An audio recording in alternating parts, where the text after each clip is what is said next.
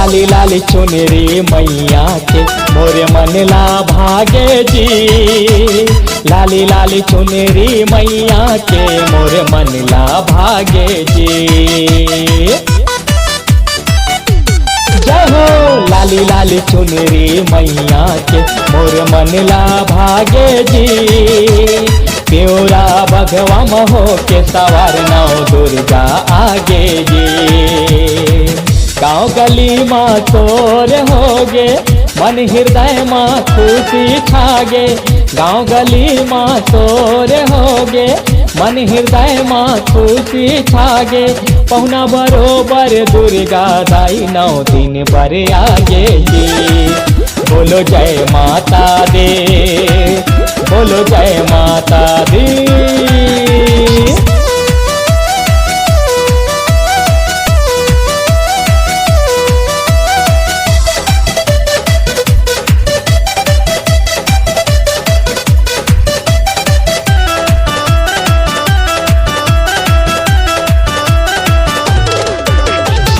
दाई दुर्गति नाशनी भगवा पे असवार।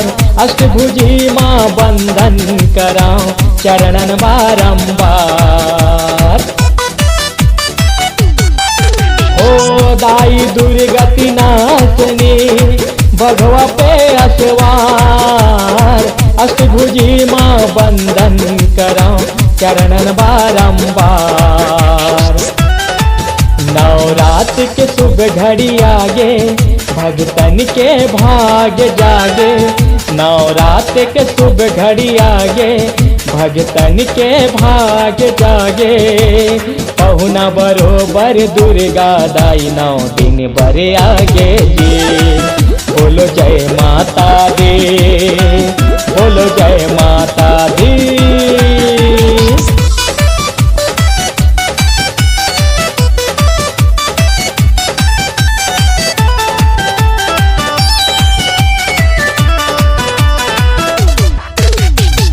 अवगुण से दुरिहा रहा सेवा कर पावा तोर।